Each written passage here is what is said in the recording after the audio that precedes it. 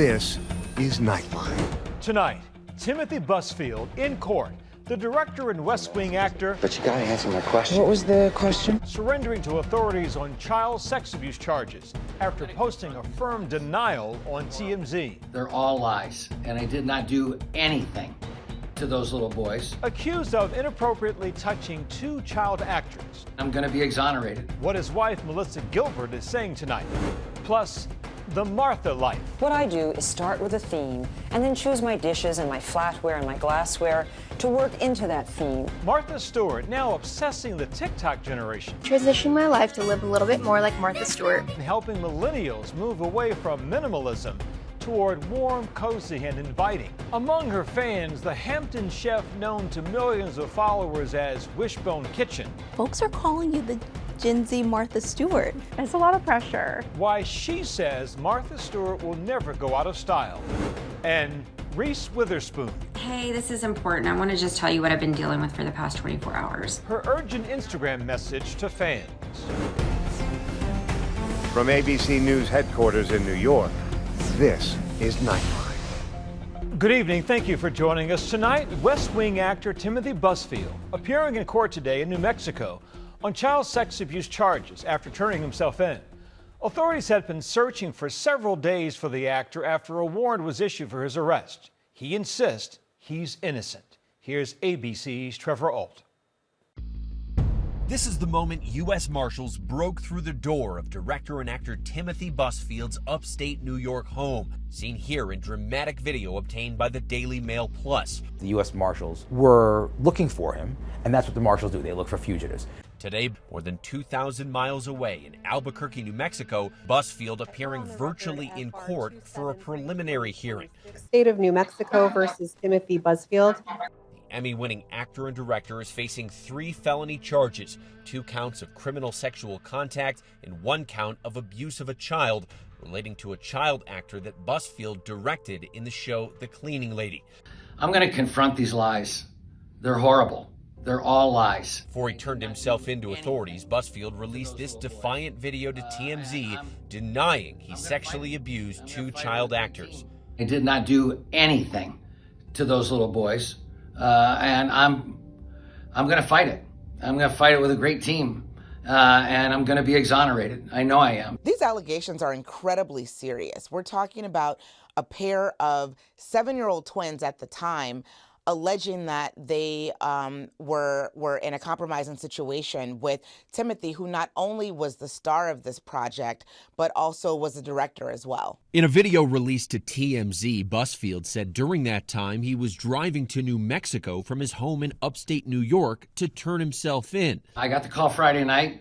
I had to get a lawyer. Saturday, I got in a car and drove 2,000 miles to Albuquerque. Timothy Busfield is a guy that you may not know him by name, but you certainly have seen his characters in a number of different films and iconic television shows over the years. Busfield rose to fame in the 1980s with a starring role in the show 30-something. Dad, I have to stay here.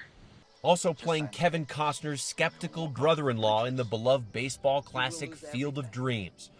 But the fact remains is that you don't have the money to bring the mortgage up to date, so you're still gonna have to sell. But his breakout role was playing the hard-charging journalist Danny Kincannon in The West Wing. I've only been a White House reporter for 7 years, and I appreciate you clearing that up. According to the arrest warrant, Busfield is accused of grooming and sexually abusing 2 child actors on the New Mexico set of the Fox series The Cleaning Lady. The investigation stems from the parents actually talking with their sons, the parents asking the kid, who's the alleged victim, explaining to his parents that he was touched inappropriately by Uncle Tim, allegedly. That's the name that Busfield was called by the kids on the set. Albuquerque police claim the alleged abuse started when the boys were 7 years old and lasted more than a year. Investigators claim the mother told them Busfield had the boys call him Uncle Tim, and one of the boys said Tim would come into the bedroom on the movie set and inappropriately touch the child actors multiple times. They're alleging that he spent time with them in the bedroom, on the set, that he was incredibly inappropriate, that he hugged and kissed them. Police also allege one child was later diagnosed with PTSD, and his therapist reported the boy was having nightmares about the director touching him. In the post-Me Too world, we know that Hollywood production studios, producers, they take issues concerning personal safety, freedom from inappropriate conduct. They take those issues very, very seriously. Warner Brothers Television, which produces The Cleaning Lady, said in a statement, "The health and safety of our cast and crew is always our top priority, especially the safety of minors on our productions. We take all allegations of misconduct very seriously and have processes in place to promptly and thoroughly investigate and take appropriate action." They added they will continue to cooperate with law enforcement.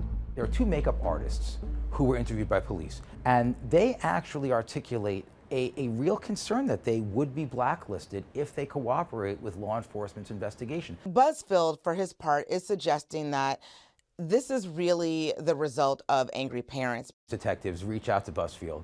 His view of this is that it's simply, a revenge plot, that the kids were replaced at the end of the season of the show, and the mother had been heard by somebody else in the cast threatening revenge against Busfield for basically knocking off the kids' characters, writing them out of the show.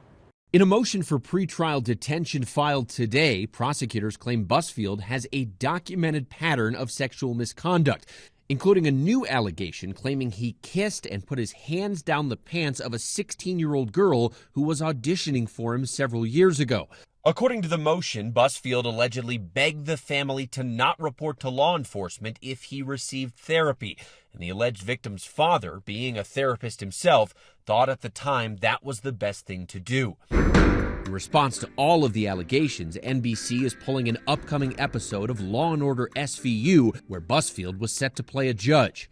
That says a lot, not only that they're shelving that episode, but, this is a TV series that really focuses on sex crimes and that they know, has a large audience of people watching this show that at times also rips their storylines from real headlines. Busfield denies all the allegations in the complaint, and his attorney claims he took an independent polygraph test and passed.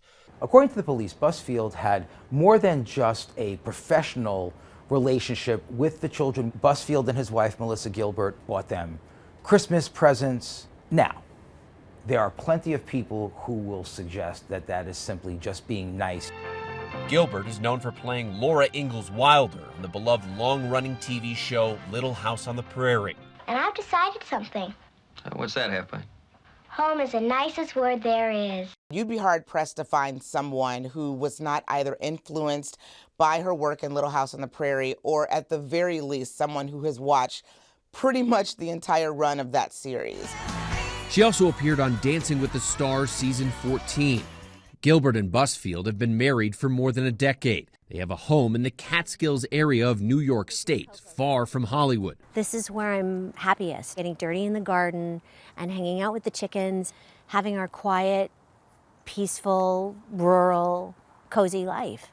Gilbert spoke about their marriage to ABC's Stephanie Ramos in 2022. Tell us how this relationship, how this marriage with Tim is different compared to the others. My poor ex-husband. The thing that I love most about my relationship with Tim is that it's a real and true partnership. It's the most comforting, easy relationship I've ever had with anyone, actually, in my life.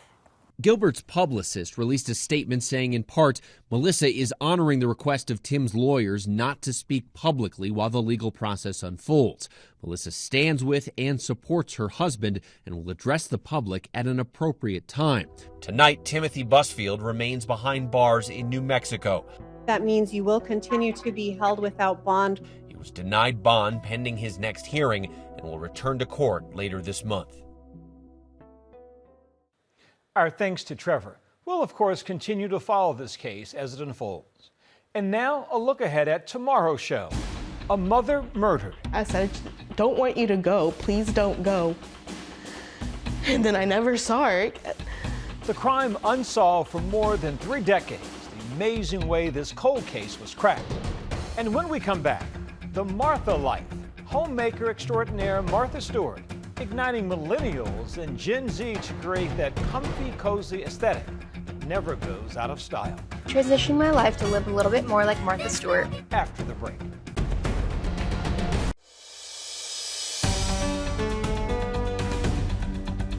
Welcome back. Martha Stewart is back, bigger than ever. The homemaking icon known for warm, cozy decor, curated feast of comfort food, and inspired entertaining, now captivating a whole new generation. Here's ABC's Morgan Norwood. In a digital age obsessed with filters, feeds, and endless scrolling, something timeless is breaking through.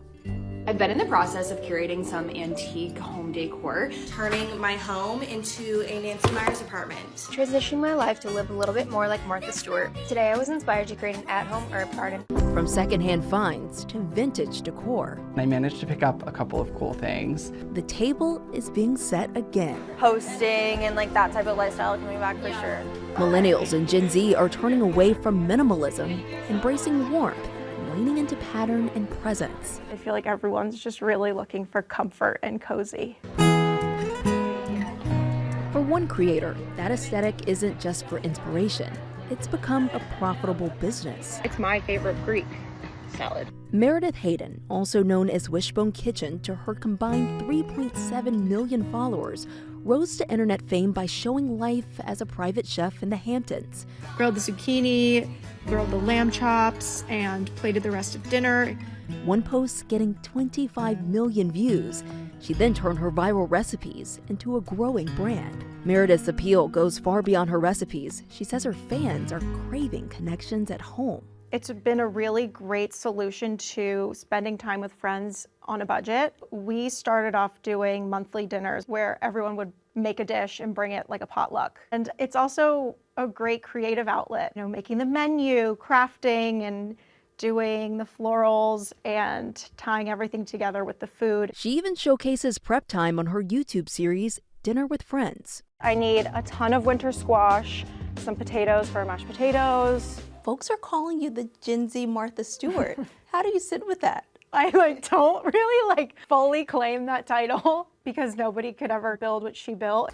And they will disappear off the serving tray as fast as you can pass them.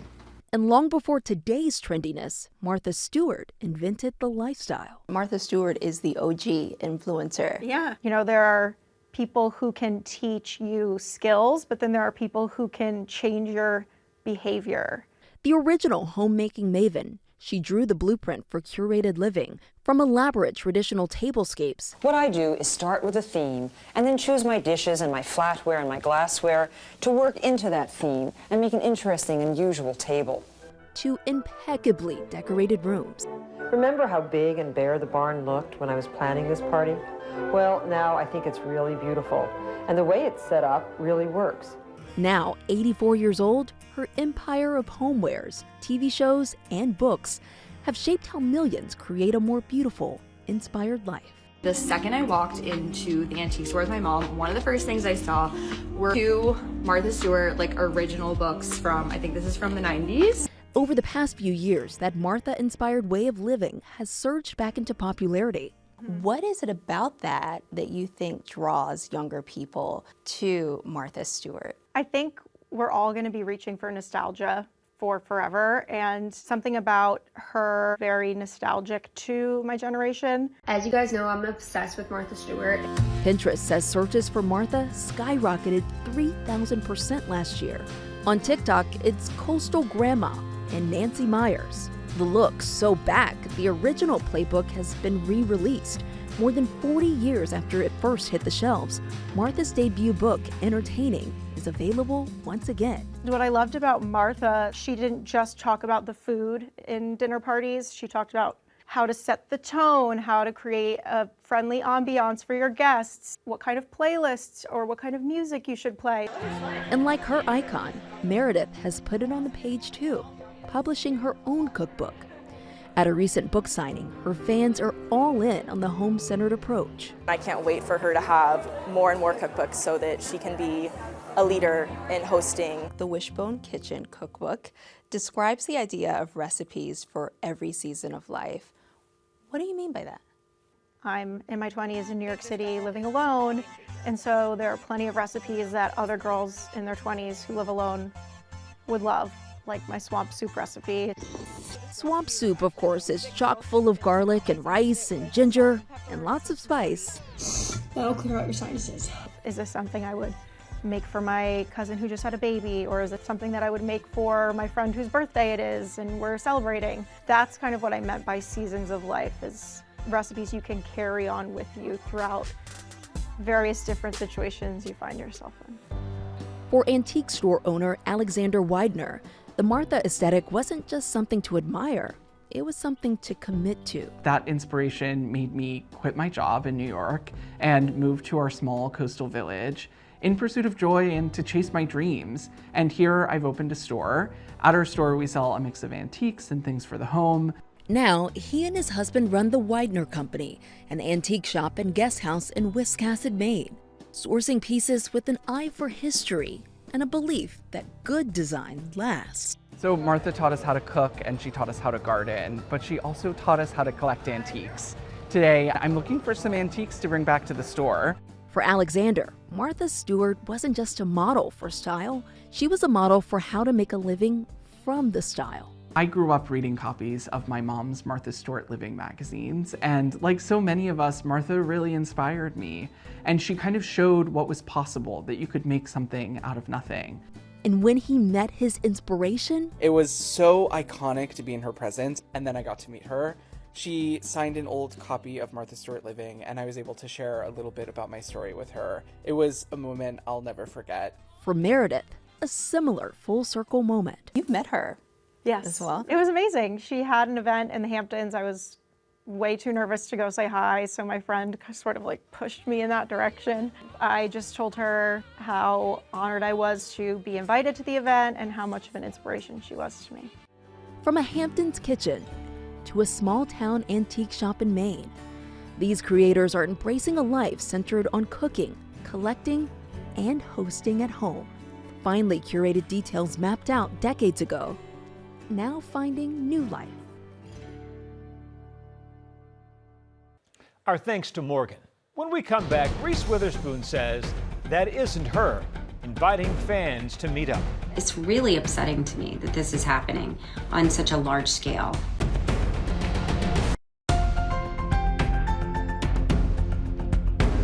And finally tonight, Reese Witherspoon speaking out. I object. The Legally Blonde actress sounding the alarm on Instagram, warning fans of scammers pretending to be her on social platforms. And they go into people's DMs and they try to build a relationship. They try to extract personal information, plan meetup times. I want you to know this is not me. Witherspoon warning fans not to share personal information with anyone pretending to be her. It's really upsetting to me that this is happening on such a large scale. So please be careful out there, and please know I would never, never reach out to you to manipulate you or take anything from you, okay? And that's Nightline for this evening. Watch our full episodes on Disney Plus and Hulu. We'll see you right back here, same time tomorrow. Thanks for the company, America. Good night.